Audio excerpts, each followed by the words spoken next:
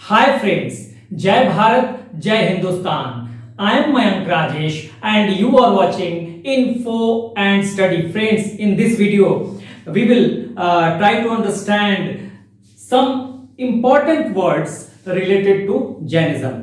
इसका कॉन्सेप्ट बहुत जरूरी है। देखिए वैसे तो मैंने डिटेल सारा कुछ कराया हुआ है, बावजूद पिन पॉइंटेड वीडियो जरूरी होता है किसी भी पर्टिकुलर टॉपिक को लेकर।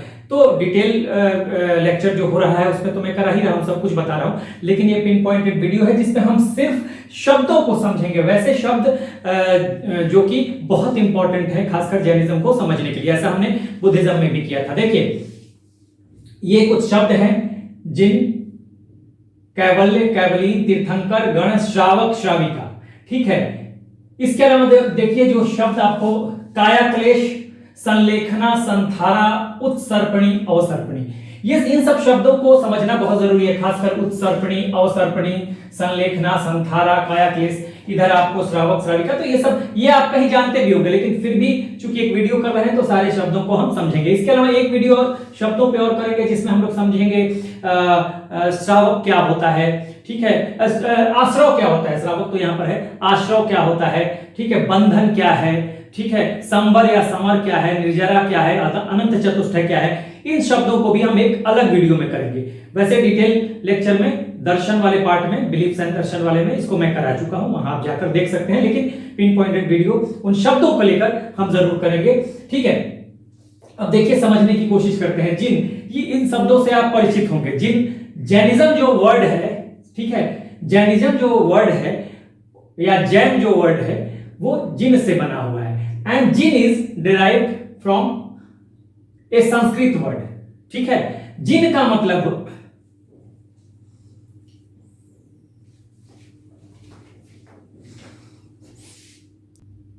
अब देखिए जीना जो है ये या जिन कहे, जीना कहे, ये जो शब्द है ये संस्कृत से लिया गया है। Jainism basically derived from, Jainism जो वर्ड है is coined from a word Jina. हाँ, एंड जीना कहां से लिया गया है? It is derived from Sanskrit. ठीक है। और इसका मतलब होता है विजेता या कॉन्क्वेरर।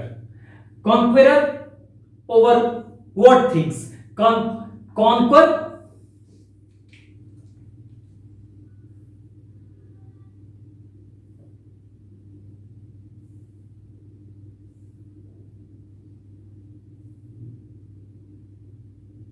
देखिए जैनिज्म जो है ये एक शब्द है जिना या जिन कहिए, अंग्रेजी में उसे जिना बोल देते हैं हम लोग। तो ये शब्द जो है ये संस्कृत से लिया गया है और इसी से क्वाइन किया गया है टर्म जैनिज्म। ठीक है। और जिना का मतलब क्या होता है? जिना का मतलब होता है कॉन्क्वेरर। कॉन्क्वेरर मींस विजेता, हाँ, जिसने जीत हासिल कर ली हो। ठीक है। तो conqueror over what things, you have to be conqueror, you have to be conqueror, आपको विजेता बनना है। Over what things, over your senses, आपको अपने इंद्रियों पर विजय पानी है। तो जिन का मतलब होता है विजेता, इंद्रियों पर विजय पानी है। देखिए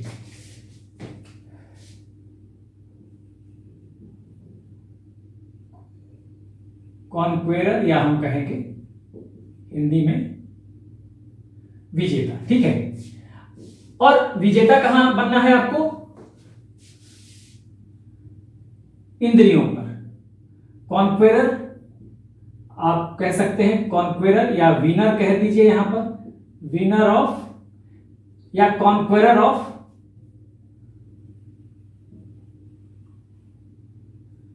कॉन्क्वेरर पूरा लिखने की जरूरत नहीं है। कहां पे कॉन्क्वेरर बनना है आपको? सेंसेस पे। सेंसेस का मतलब आपकी इंद्रियां। इंद्रियां का मतलब आंख, हाँ, नाक, कान, ये सब इंद्रियां है ना, त्वचा, स्किन, ये सब। तो आपको अपने सेंसेस पे विजय पानी है। तो जैन धर्म जो है ये क्वाइन किया गया है जिन से, या अंग्रेजी में इसे हम जिना कहते हैं, और ये डिराइव किया गया है संस्कृत से। जिना जो है या जिन जो है ये संस्कृत से डिराइव किया गया है, जिसका मतलब होता है कॉन्क्वेरर। ठीक है। तो ये आपने समझ लिया, विजेता। ठीक है। अब देखिए जैन धर्म में कहा जाता है कि जैन धर्म में जो जैन धर्म को मानने वाले लोग हैं, जो फॉलोअर हैं, they believe they believe in the existence of god but places them lower than Jina. हाँ, जिन से वो नीचे रखते हैं भगवान को, ईश्वर को, एक तरह से समझ लीजिए तो ये अनीश्वरवाद ही है। ठीक है, तो इसमें क्या है कि जो जिना हो गया यानी उसको संपूर्ण ज्ञान हो गया।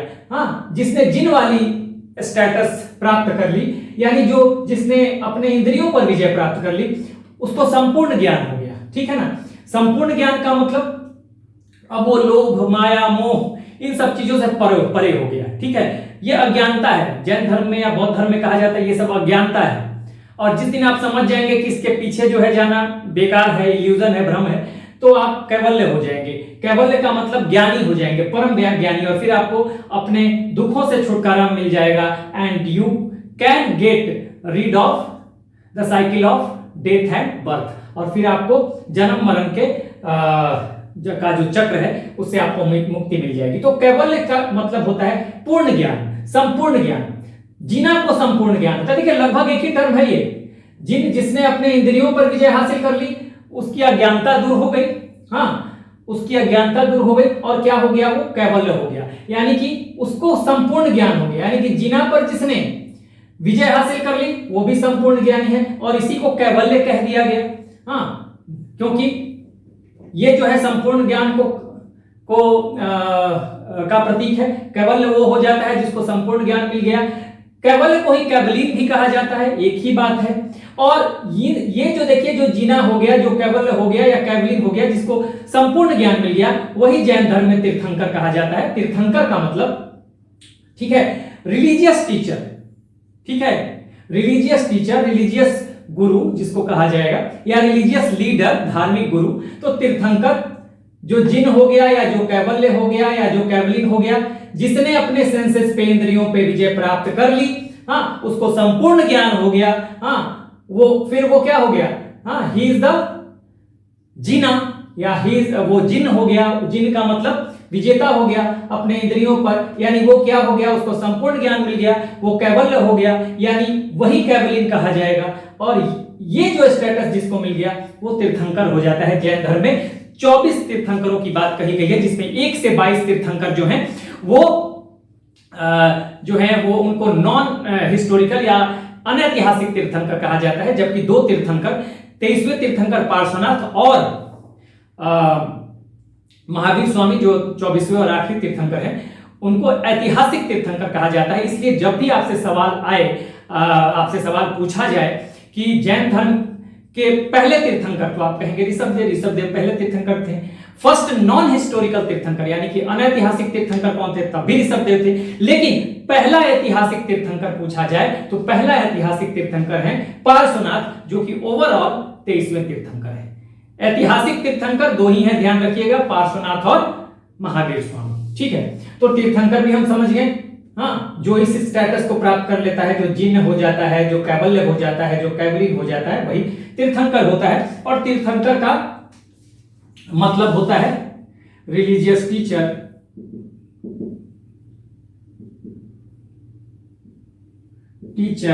या लीडर।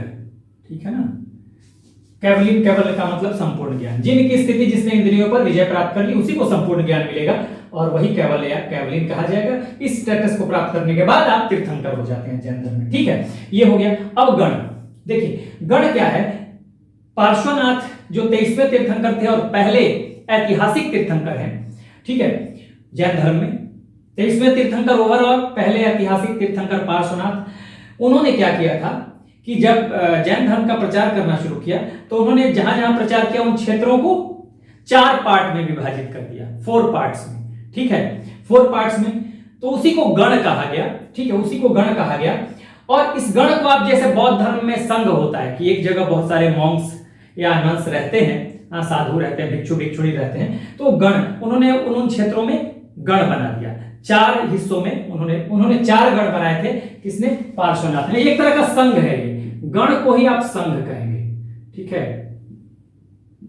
संघा, संघ। तो यहां पे देखिए, समझिएगा,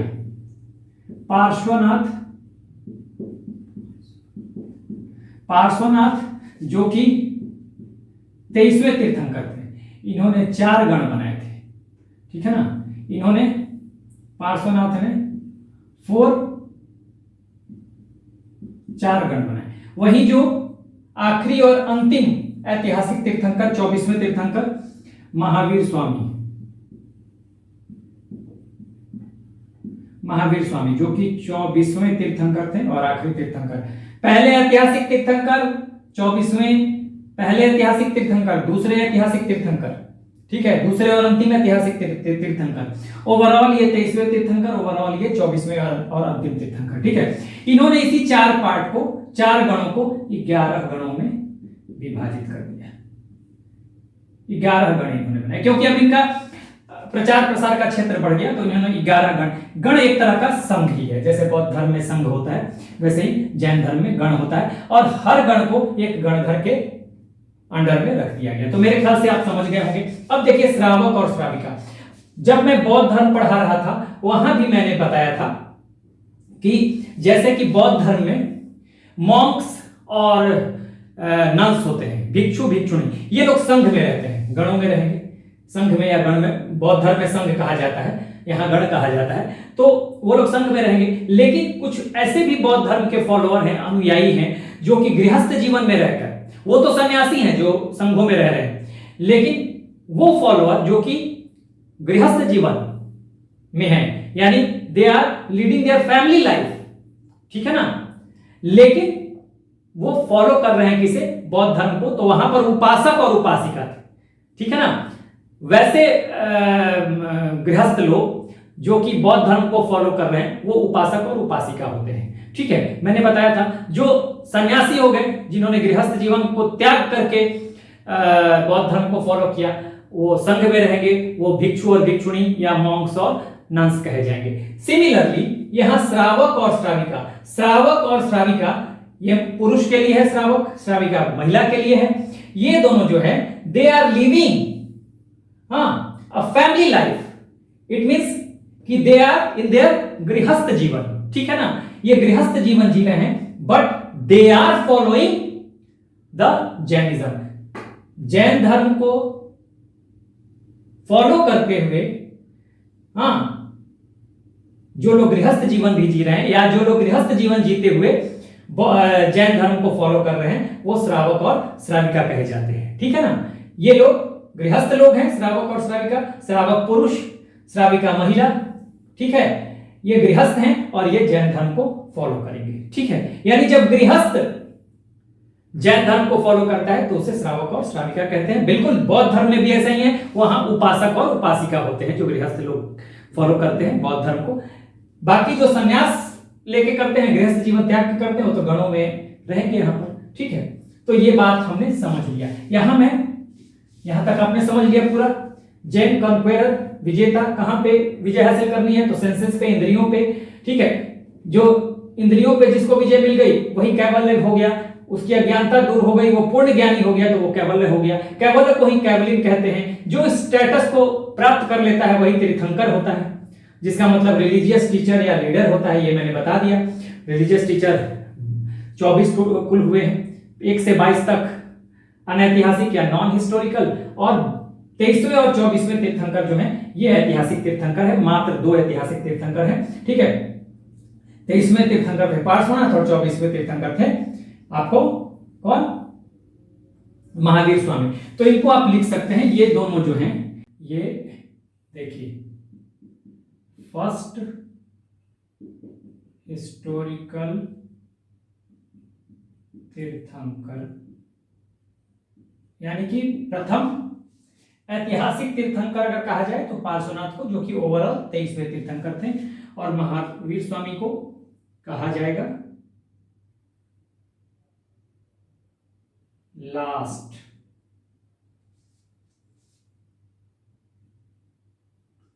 हिस्टोरिकल, लास्ट हिस्टोरिकल तीर्थंकर। यानी कि देखिए, ये अंतिम हिस्टोरिकल तीर्थंकर हो गए कौन, महावीर स्वामी, ठीक है। ये प्रथम हिस्टोरिकल तीर्थंकर। तभी मैंने बताया कि अगर आपसे पूछा जाए कि प्रथम तीर्थंकर, तो पहले तीर्थंकर तो ऋषभदेव थे ही, और प्रथम नॉन हिस्टोरिकल या अनैतिहासिक तीर्थंकर तब भी ऋषभदेव, लेकिन पहले ऐतिहासिक तीर्थंकर पूछा जाए तो पार्श्वनाथ, और अंतिम ऐतिहासिक तीर्थंकर महावीर स्वामी। ओवरऑल पार्श्वनाथ 23वें तीर्थंकर, महावीर स्वामी 24वें तीर्थंकर। इनका प्रतीक चिन्ह जो है मेन इन्हीं दोनों का इंपॉर्टेंस है, और सबसे ज्यादा इंपॉर्टेंस महावीर स्वामी का है, आप सब लोग जानते हैं। इनका जो प्रतीक चिन्ह है वो सर्प या स्नेक कह सकते हैं, सिंबल होता है ना, सारे तीर्थंकरों का सिंबल है, और इनका लायन यानी सिंह कहें या शेर कहें, ठीक है। तो ये ध्यान रखिए। उसके बाद श्रावक श्राविका मैंने बता ही दिया कि जो गृहस्थ जीवन में रहते हुए जो पालन करेंगे जैन धर्म का, जो जैन धर्म को फॉलो करेंगे वो है श्रावक और श्राविका। श्रावक जो है वो महिला पुरुषों के लिए, और श्राविका जो है वो महिलाओं के लिए। वैसे जो संन्यास जीवन लेकर गृहस्थ जीवन त्याग कर जो फॉलो करेंगे जैन धर्म को वो भिक्षु भिक्षुणी कहे जाते हैं, जैसे मॉन्क्स और नन्स होते हैं जैसे बौद्ध धर्म में होते हैं, ठीक है। तो ये हम समझ गए यहां तक। तो यहां तक तो हमने क्लियर कर दिया। अब आगे हमें देखिए देखना क्या है, आगे हमें देखना है ये बहुत इंपॉर्टेंट है सारा, इसको समझना। काया क्लेश, संलेखना, संथारा, ये तीनों वर्ड जो है ना, काया क्लेश, संलेखना और संथारा, ये एक दूसरे से जुड़े हुए हैं। देखिए यहां पर समझिएगा काया क्लेश क्या होता है। देखिए काया क्लेश होता है शरीर को एक्सट्रीम कष्ट देना, बहुत ज्यादा कष्ट देना। महावीर स्वामी अगर थे तो उन्होंने 12 वर्षों की कठिन तपस्या की थी, ठीक है ना। कहते हैं काया क्लेश वाली तपस्या की, यानी अपने शरीर को बहुत ज्यादा उन्होंने कष्ट दिया तप करने में। काया क्लेश जो है, काया क्लेश में ही आपको सुसाइड यानी आत्महत्या का भी प्रोविजन है। तो देखिए काया क्लेश का मतलब तो होता है बेसिकली एक्सट्रीम पेन लेना, ठीक है ना, एक्सट्रीम पेन। और ये पेन शारीरिक रूप से भी होता है और मानसिक रूप से भी होगा, ठीक है ना। एक्सट्रीम पेन दोनों, ऐसा नहीं कि सिर्फ मानसिक रूप से, दोनों। अगर आप तप कर रहे हैं 12 वर्षों तक, कठिन तपस्या है जंगल में, पहाड़ों पे, ठंड में, और वो भी बिना कपड़ों के, ठीक है, तो ये एक्सट्रीम पेन होगा। उसमें मानसिक संतुलन की भी बहुत ज्यादा आवश्यकता है और शरीर को तो कष्ट होने ही वाला है, ठीक है। तो एक्सट्रीम पेन की बात कही जाती है। इसी में काया क्लेश में ही, काया क्लेश का मतलब एक्सट्रीम पेन होता है। इसी काया क्लेश में दो चीजें हैं। इसी काया क्लेश में आपको संलेखना और संथारा का प्रोविजन है। देखिए काया क्लेश में संलेखना एक हो गया और दूसरा है संथारा, इसी से आता है। इसमें कहा कि मैंने बताया कि काया क्लेश शरीर को बहुत ज्यादा कष्ट देना, इसी में काया क्लेश में ही आता है संलेखना संथारा, जिसके द्वारा शरीर का त्याग किया जाता है स्वतः, यानी कि आत्महत्या की जाती है। इसमें कहा जाता है, देखिए संलेखना में क्या होता है बेसिकली, या संथारा में, संलेखना में होता क्या है कि आप दिनों दिन हर दिन अपना भोजन थोड़ा थोड़ा कम करते जाते हैं और फाइनली आप उपवास पे चले जाते हैं। पहले खाना खा रहे हैं, फिर थोड़ा कम कर दिया भोजन को, फिर थोड़ा कम कर दिया, और करते करते आप उपवास पे चले गए, शरीर कमजोर हो गया और इस तरह से आपकी मृत्यु हो जाती है, ठीक है। तो इसको संलेखना कहते हैं, ठीक है। ये पहले संलेखना प्रचलित था, आज इसी संलेखना को ही संथारा नाम दिया गया। आधुनिक युग में इसी को संथारा कहते हैं। इसी यही होता है, इसमें भी वही होता है, रूम में अपने आप को कमरे में बंद कर लेना और खाना पानी त्याग के फिर मृत्यु की तरफ बढ़ जाना, ठीक है। तो एक तरह से इसको आत्महत्या ही कहा जा सकता है या सुसाइड कहा जा सकता है इस विधि से। ये मॉडर्न नेम है, आधुनिक नाम है इसी का, संलेखना का ही आधुनिक नाम है, ठीक है। संलेखना को ही हम आज के समय में संथारा जानते हैं। देखिए संलेखना पद्धति से दो लोगों का नाम आता है इतिहास में। एक है मौर्य वंश के संस्थापक चंद्रगुप्त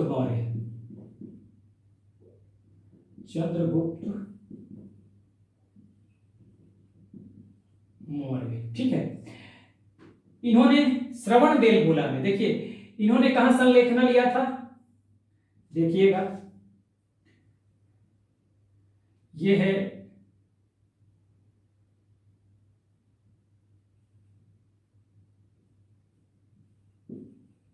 श्रवण बेलगोला, ठीक है। श्रवण बेलगोला ये हासन डिस्ट्रिक्ट आपको कर्नाटका में पड़ता है, मैसूर में बेसिकली। ठीक है, श्रवण बेलगोला में इन्होंने चंद्रगिरी की पहाड़ियों में, चंद्रगिरी हिल्स में, ठीक है, चंद्रगिरी हिल्स में श्रवण बेलगोला जो है ये हासन डिस्ट्रिक्ट है आपको कर्नाटका में, और बेसिकली श्रवण बेलगोला मैसूर में है, मैसूर भी कर्नाटका में है, जो कि हासन मैसूर में हासन डिस्ट्रिक्ट में पड़ेगा ये। ठीक है, कर्नाटका में श्रवण बेलगोला। ये चंद्रगुप्त मौर्य, एक चंद्रगुप्त मौर्य आते हैं, ये मौर्य डायनेस्टी के संस्थापक थे चंद्रगुप्त मौर्य। जब वहां हम लोग पढ़ेंगे मौर्य डायनेस्टी तो वहां भी इस बात को समझेंगे कि श्रवण बेलगोला में, ठीक है, चंद्रगिरी पहाड़ियों में, चंद्रगिरी हिल मैंने लिख दिया है, जो कि श्रवण बेलगोला हासन डिस्ट्रिक्ट में पड़ता है कर्नाटका के। कहीं मैसूर भी आ सकता है, मैसूर में ही श्रवण बेलगोला पड़ेगा। ठीक है, तो वहीं पे इन्होंने संलेखना लिया था चंद्रगुप्त मौर्य ने। ठीक है, एक तो ये हो गए, और दूसरे थे इंद्र थर्ड का भी नाम आता है, ये राष्ट्रकूटा एक डायनेस्टी थी, आगे हम मेडाइवल हिस्ट्री में देखेंगे। तो वहां उसमें एक नाम आता है इंद्र थर्ड का, जिन्होंने संलेखना विधि से, ठीक है ना, संलेखना विधि से इन्होंने अपने प्राण त्यागे थे। ठीक है ना, संलेखना ऐसे क्यों करते हैं, संलेखना और संथारा। ठीक है, संलेखना विधि से इन्होंने प्राण त्यागे थे। ठीक है, संथारा संलेखना का ही आधुनिक नाम है। तो आपने समझ लिया काया क्लेश का मतलब क्या है। काया क्लेश का मतलब एक्सट्रीम पेन देना, मानसिक रूप से, शारीरिक रूप से अपने खुद को। ठीक है ना, तो ये काया क्लेश। इसी काया क्लेश में एक प्रोविजन है संलेखना का, दूसरा संथारा का। दोनों का मतलब आत्महत्या करना होता है। ठीक है, संलेखना पुराना नाम है, संथारा आज का आधुनिक नाम है। होता क्या है इसमें, सीधी सी बात है कि उपवास पे चले जाना, पहले खाना थोड़ा कम करना, अपने भोजन को थोड़ा कम कर देना, फिर दूसरे दिन थोड़ा और कम कर देना, तीसरे दिन थोड़ा और कम कर देना, और ऐसे करते करते उपवास पे चले जाना और फिर शरीर का त्याग कर देना। ठीक है, दो लोगों का नाम संलेखना विधि में से जो प्राण त्यागने को लेकर आता है वो है, एक चंद्रगुप्त मौर्य ने अपने प्राण त्यागे थे। ठीक है, श्रवण बेलगोला चंद्रगिरी हिल्स में, हासन डिस्ट्रिक्ट में पड़ता है कर्नाटका के। श्रवण बेलगोला मैसूर में पड़ता है, मैसूर भी आप लिख सकते हैं। श्रवण बेलगोला अगर कहीं आ जाए कहां पड़ता है मैसूर में, तो मैसूर भी आप लिख सकते हैं। ठीक है, उसके बाद ये आपको इंद्र थर्ड भी आते हैं, राष्ट्रकूटा शासक थे ये। इंद्र थर्ड जो है ये राष्ट्रकूटा शासक थे। तो ये राष्ट्रकूटा जो थे ये मेडाइवल हिस्ट्री में आपको मिलेगा। इनका नाम भी आता है संलेखना विधि से, जिन्होंने ये किया था। ठीक है, प्राण दिए थे। ठीक है, तो ये आपने काया क्लेश, संलेखना, संथारा तीनों समझ लिया। अब समझेंगे, बड़ी इंपॉर्टेंट है, उत्सर्पणी अवसर्पणी। समझिएगा इसको।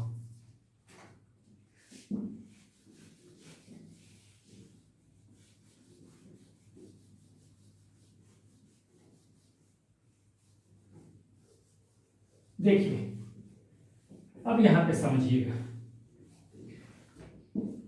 उत्सर्पणी अवसर्पणी क्या है भाई। देखिए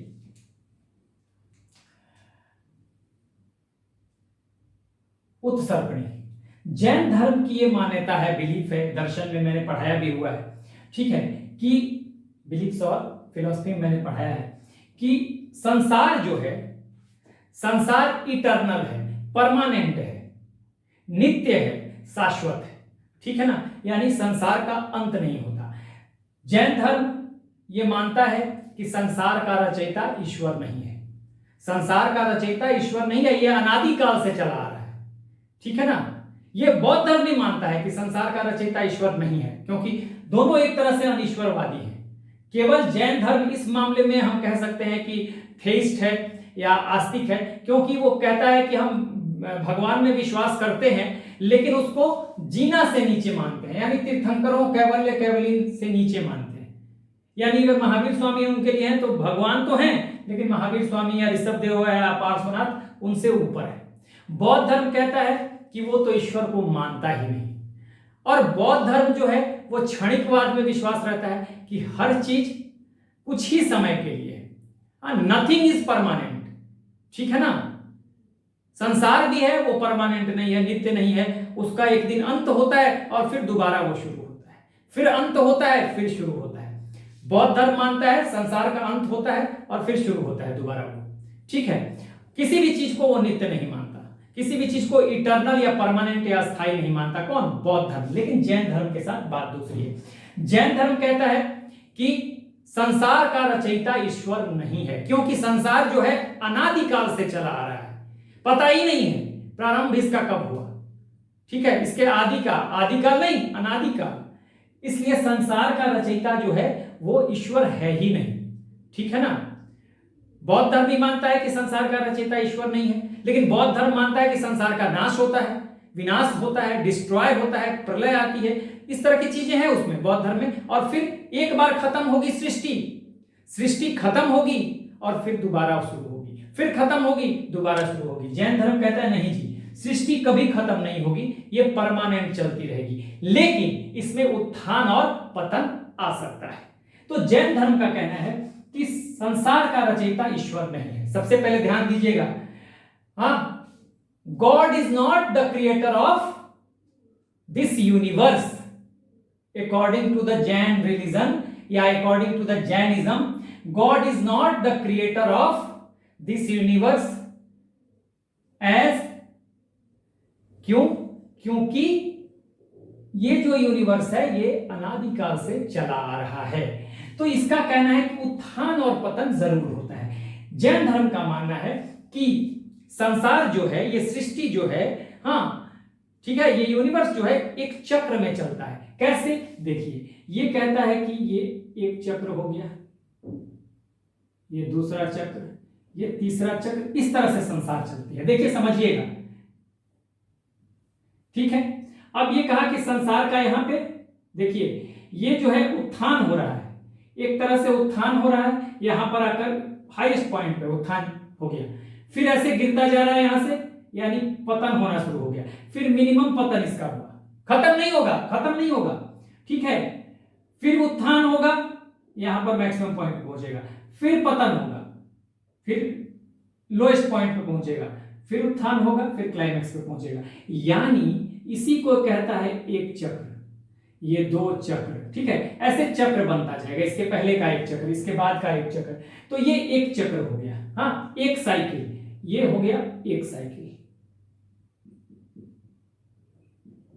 वन साइकिल, एक साइकिल, फिर दूसरा साइकिल, ऐसे तीसरा साइकिल, ये एक साइकिल हो गया। वैसे ही एक साइकिल इसके पहले हो गया, ठीक है, एक साइकिल ये हो गया, यानी चक्रों में चलता है, ठीक है ना, समझिएगा। तो ये जो क्लाइमेक्स है, हाँ,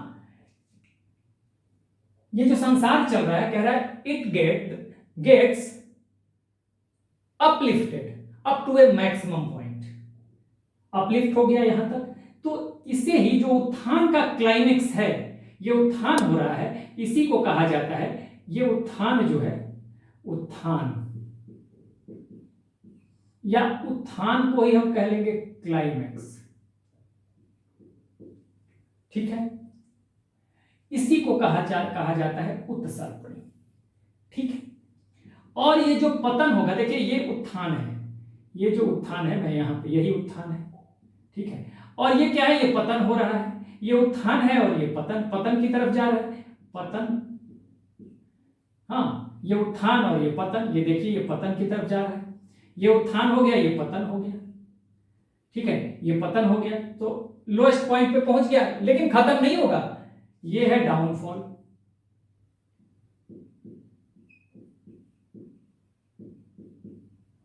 डाउनफॉल। देखिए ये जो है उत्थान को दर्शा रहा है, ये जो है पतन को दर्शा रहा है, फिर ये उत्थान को दर्शा रहा है, फिर ये पतन को दर्शा रहा है, यानी इसी चक्र में यूनिवर्स चलता है। तो इसी उत्थान को कहते हैं उत्सर्पणी और पतन यानी डाउनफॉल को कहते हैं अवसर्पणी, ठीक है, समझ गए? मैंने क्या बताया फिर से समझिएगा, संसार चक्रों में चलता है, जैन धर्म का मानना है। जैन धर्म के अनुसार संसार का कभी नाश नहीं होता, ये आरंभ से चला आ रहा है, आरंभ नहीं, अनादिकाल से चला आ रहा है, जिसके आरंभ का कोई पता ही नहीं, अनादि का मतलब जिसके आरंभ का कोई पता ही नहीं है। ये मानता है जैन धर्म कि ईश्वर जो है संसार का रचयिता नहीं है, ईश्वर ने इस संसार को नहीं बनाया, ठीक है, इसलिए संसार क्या है, संसार जो है नित्य है। हाँ, यूनिवर्स, या हम इसको सृष्टि कह लें, संसार कह लें, ठीक है ना। इसके बारे में जैन धर्म कहता है इटर्नल है, ठीक है ना, अनंत तक जाएगा, ठीक है, अनादि से अनंत तक। संसार का सृष्टि कैसा है, सृष्टि जो है अनादि से अनंत तक है, ठीक है ना, इटर्नल है, परमानेंट है, नित्य है, ठीक है ना, शाश्वत है, शाश्वत है, शाश्वत है, यानी कि इनडिस्ट्रक्टिबल है। इसके अनुसार यूनिवर्स या सृष्टि इनडिस्ट्रक्टिबल है, इसको हम इनडिस्ट्रक्टिबल भी कह सकते हैं। हाँ, ठीक है, नित्य की जगह आप अस्थाई भी लिख सकते हैं, कुछ भी लिख लीजिए।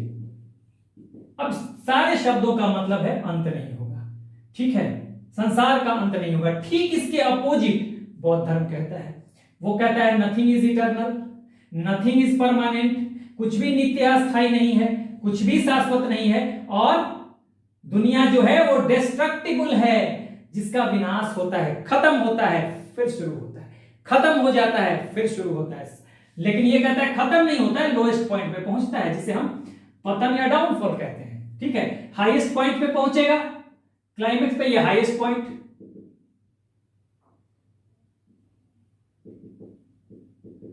इसी को क्लाइमेक्स या उत्थान कहते हैं, और लोएस्ट पॉइंट, ये लोएस्ट पॉइंट है, यही लोएस्ट पॉइंट है, ठीक है, इसी लोएस्ट पॉइंट को, पतन जो है ये लोएस्ट पॉइंट है, यही लोएस्ट पॉइंट है, इसी को हम डाउनफॉल भी कहते हैं। तो उत्थान को उत्सर्पणी और पतन लोएस्ट पॉइंट या डाउनफॉल को हम अवसर्पणी। डाउनफॉल का की जो प्रक्रिया है उसको, यानी नहीं कि हम इस पॉइंट को, ये जो प्रक्रिया है, देखिए ये उत्थान की प्रक्रिया है, यानी ऊपर की तरफ बढ़ रहा है, तो उत्सर्पणी सर्प की तरफ, नीचे की तरफ जा रहा है, फाइनली इसका डाउनफॉल लोएस्ट पॉइंट पे जाएगा, ठीक है, पतन जो है ये लोएस्ट पॉइंट पे जाएगा, तो इसी को अवसर्पणी कहते हैं। तो आप ध्यान दीजिएगा कि जैन धर्म में संसार के नाश की, विनाश की, डिस्ट्रक्शन की बात ही नहीं है, संसार हमेशा चलेगा, हमेशा चलेगा, चलता जाएगा, ठीक है।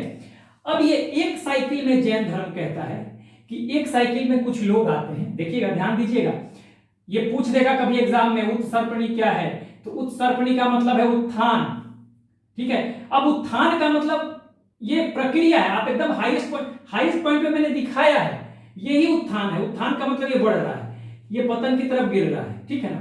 तो अवसर्पणी नीचे की तरफ, उत्थान ऊपर की तरफ, ठीक है, ये उत्थान हो गया, ये डाउनफॉल हो गया, उत्थान हो गया, डाउनफॉल हो गया, ठीक है। अब एक साइकिल में कुछ लोग आते हैं, कौन कौन से लोग आते हैं, देखिए, एक साइकिल में आते हैं 24 तीर्थंकर्स, ठीक है, 63 सलाका पुरुष, सलाका पुरुष का मतलब ग्रेट हीरोज, 24 तीर्थंकर आएंगे, 63 सलाका पुरुष आते हैं, यानी ग्रेट हीरोज, इसको आप ग्रेट हीरोज कह सकते हैं,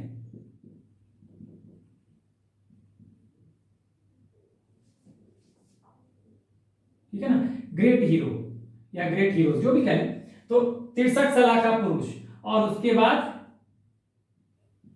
12 ग्रेट किंग्स, या इनको हम लोग कहते हैं चक्रवर्ती सम्राट,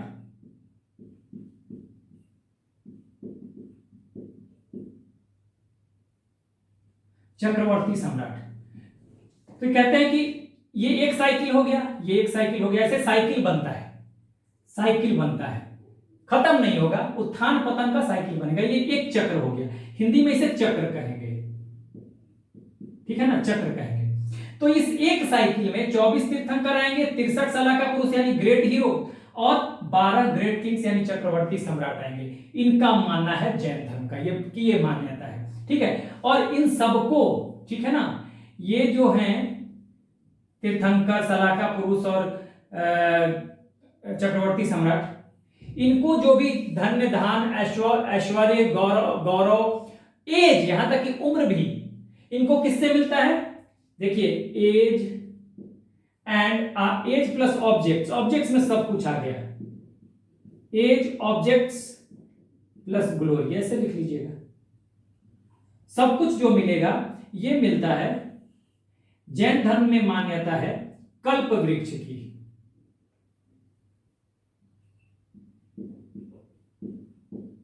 कल्प वृक्ष की, तो कल्प वृक्ष से ही इनको सब कुछ मिलता है। किसको? 24 तीर्थंकरों को, 63 सलाका पुरुष को और 12 ग्रेट किंग्स को, यानी कि 24 तीर्थंकर आ चुके हैं। हाँ, यानी कि महावीर स्वामी 24वें थे, तो इट मींस कि एक चक्र पूरा हो चुका है, तो हो सकता है इनके अनुसार कुछ और हो। ठीक है, तो इतने लोग आए, तो ये तो अपना अपना बिलीफ है और अपना अपना दर्शन है। ठीक है, अपनी अपनी फिलॉसफी है। तो यहां तक हमने समझ लिया, सीधी सी बात है।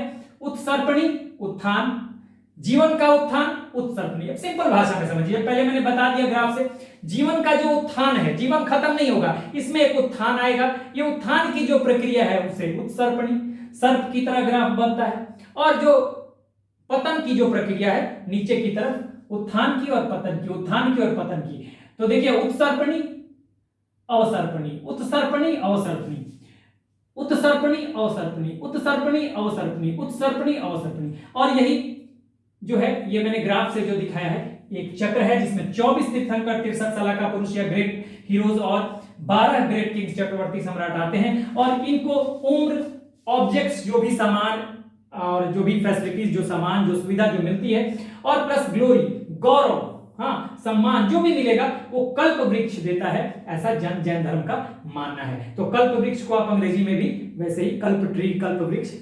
KALPA, कल्प वृक्ष, जैसे लिखना चाहें उसी तरह से आप लिख सकते हैं। तो यहां तक हमने बहुत अच्छे से देख लिया। मैंने बार बार कहा है, देखिए जैन धर्म और बौद्ध धर्म को अलग अलग समझने की जरूरत है। जैन धर्म में संसार का नाश नहीं होता, बौद्ध धर्म में संसार खत्म हो जाता है फिर दोबारा शुरू होता है। सृष्टि एक बार खत्म होगा फिर दोबारा शुरू होगा, फिर खत्म होगा फिर शुरू होगा। जैन धर्म में खत्म नहीं होता, ठीक है। और जैन धर्म में कहा जाता है कि खत्म नहीं होता, इसमें उत्थान और पतन आता है बस।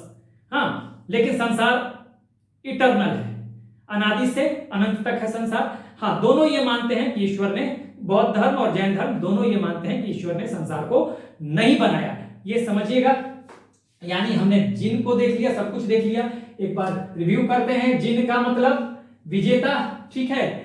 कॉन्क्वेरर, कहां पे? इंद्रियों पे जो विजय प्राप्त कर ले, जो इंद्रियों पे विजय प्राप्त कर लेता है उसे ज्ञान मिल जाता है, ठीक है, वो ज्ञानी हो जाता है। हाँ, संसार के दुखों से उसको छुटकारा मिल जाता है, क्योंकि वो मोह माया इन सब चीजों से अलग हो जाता है, डिजायर, इच्छाओं से अलग हो जाता है, तो संपूर्ण ज्ञानी हो गया। उसी जिन को कहते हैं, जिना को कहते हैं कैवल्य, संपूर्ण ज्ञानी हो गया। इस कैवल्य का ही दूसरा नाम कैवलिन है, ठीक है। और जो ये स्टेटस जिन का, कैवल्य का, कैवलिन का प्राप्त कर लेता है उसी को तीर्थंकर कहते हैं। तो तीर्थंकर का मतलब रिलीजियस गुरु या रिलीजियस टीचर, ठीक है, रिलीजियस लीडर, जो भी कह ले। जैसे ये तीर्थंकर बन जाते हैं लोग, जैसे जैन स्वामी, महावीर स्वामी, पार्श्वनाथ, ऋषभनाथ, ये लोग तीर्थंकर। गण संघ जैसे होता है बौद्ध धर्म में, इसी तरह से गण होता है कहां पे? जैन धर्म में। पार्श्वनाथ जो 23वें तीर्थंकर और पहले ऐतिहासिक तीर्थंकर थे, उन्होंने 4 संघों की स्थापना की थी। बाद में महावीर स्वामी ने उसे 11 संघ बना दिया था, क्योंकि महावीर स्वामी का प्रचार प्रसार का जो क्षेत्र था वो ज्यादा व्यापक हो गया था पार्श्वनाथ से। श्रावक श्राविका जो गृहस्थ जीवन में रहते हुए, जो फैमिली लाइफ जीते हुए जैन धर्म का पालन करते हैं, बिल्कुल वैसे ही कि जो महिला और पुरुष फैमिली लाइफ जीते हुए, गृहस्थ जीवन जीते हुए बौद्ध धर्म का पालन करते हैं, वहां उन्हें उपासक और उपासिका कहा जाता है, ठीक है। उसके बाद काया क्लेश, शरीर को बहुत कष्ट देना, एक्सट्रीम पेन देना, मानसिक तौर पर, शारीरिक तौर पे, हाँ ये। और इसी में प्रोविजन है संलेखना और संधारा का, ठीक है, जिसमें संलेखना और संधारा का मतलब होता है सुसाइड करना। संलेखना और संधारा में होता क्या है? संलेखना में आपको हर दिन या एक निश्चित अंतराल पे अपना खाना या भोजन थोड़ा थोड़ा कम करते जाना, फिर उपवास पे चले जाना और इस तरह से शरीर कमजोर करके अपने प्राण को त्याग देना। संधारा भी यही चीज है, लेकिन संधारा को आधुनिक समय में, संलेखना को आधुनिक समय में, इसी संलेखना को आधुनिक समय में, मॉडर्न टाइम में इसका नाम आजकल संधारा कहा जाता है। संलेखना का ही नाम संधारा है, रूम में बंद करके उपवास पे जाके और प्राण का त्याग कर देना। उत्सर्पणी अवसर्पणी मैंने बता दिया। जीवन का उत्थान, सृष्टि का उत्थान, उत्सर्पणी। सीधी सी एक हुआ उत्सर्पणी उत्थान, अवसर्पणी पतन, डाउनफॉल। तो इस तरह से हमने ये सारे शब्द को समझ लिए और अब मुझे लगता है कि आपको कोई दिक्कत नहीं आने वाली है। ठीक है, कुछ और शब्द हैं जो कि हम देखेंगे एक और वीडियो में। जैसे मैंने बताया है कि संबर क्या है, आश्रव क्या है, निर्जरा, अनंत चतुष्ट है, उसको भी हालांकि डिटेल लेक्चर में मैं इसको सारा करा चुका हूं, लेकिन पिन पॉइंटेड वीडियो हम करेंगे, उस पर भी जरूर करेंगे। ठीक है, ताकि मैं तो ये चाहता हूं कि आपको ज्यादा से ज्यादा सुविधा मिले और आपको ज्यादा से और आपकी अंडरस्टैंडिंग जो हो वो ज्यादा से ज्यादा हो। So this is the end of the video. Do like, share and subscribe. Keep smiling. All the best.